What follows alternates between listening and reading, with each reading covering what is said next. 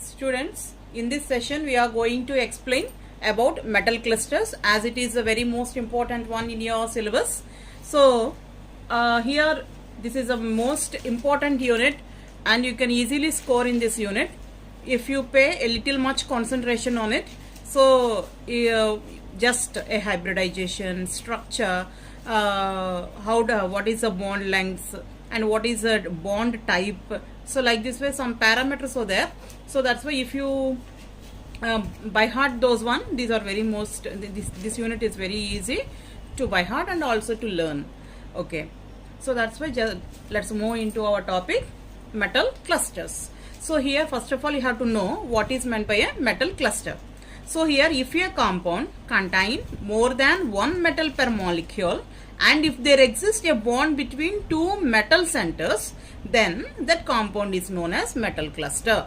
Okay, if a compound contain more than one metal per molecule, right? So here biclusters, triclusters, hexaclusters, like this way. So that means they are consisting of more number of metal molecules, right?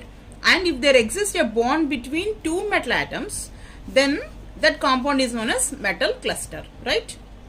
So here we classify, main classification is in between low valency metal cluster, low valency metal cluster, and next one is high valency metal cluster. Main classification is this. So here low valency metal cluster, so here metal, this is also known as a metal carbonyl cluster. This is also known as metal carbonyl cluster. So here it is metal halide cluster. So that is the difference in between them. So here in case of low valency metal cluster, the ligand is carbonyl group, whereas in high valency metal cluster the ligand is halide group. So that is the difference in between low valency and also the high valency. So we know that the nature of the charge of the carbonyl group is neutral. So that's why in case of low valency metal cluster, neutral ligand involves, whereas in case of high valency it is negative charge ligands involves, right? So like this way a main classification of metal clusters are there. And furthermore, depending upon the metal clusters, so first one is formal oxidation state. Here the formal oxidation state is again divided into two classes. So here, so that means class 1 and class 2, right?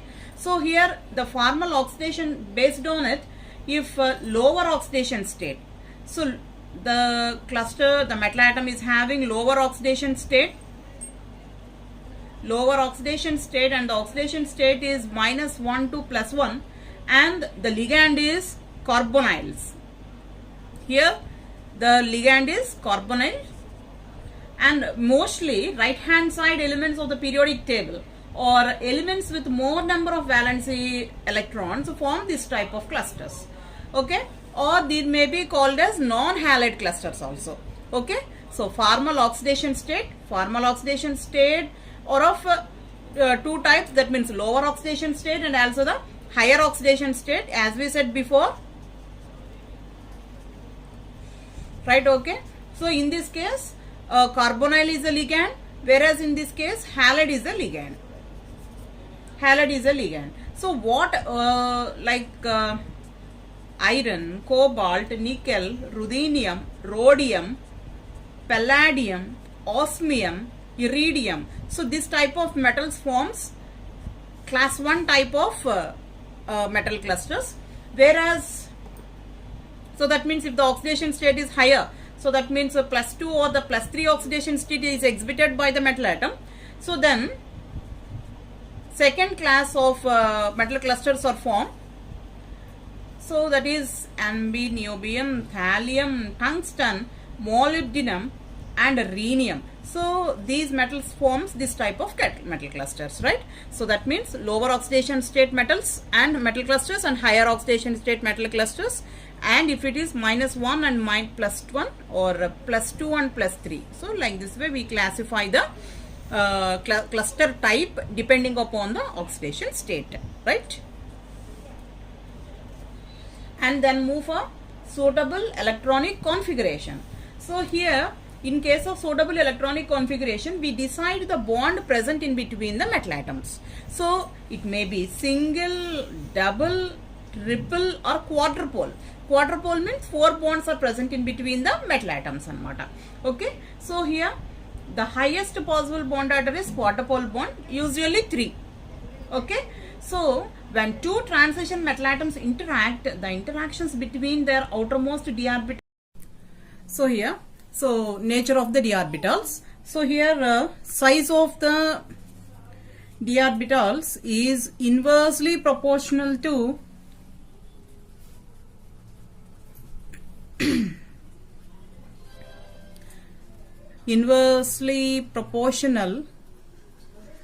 effective nuclear charge. Effective nuclear charge, right? So as the effective overlapping of d orbitals takes place, stability of the metal cluster increases. Okay, so but excessive overlapping decreases the stability. Okay, so two factors: if the effective overlapping of d orbitals takes place, stability of the metal cluster increases, but excessive overlapping decreases the stability also. Okay, so due to this high charge, very high charge is not favorable for metal cluster formation. So that's why elements of first transition series do not form metal.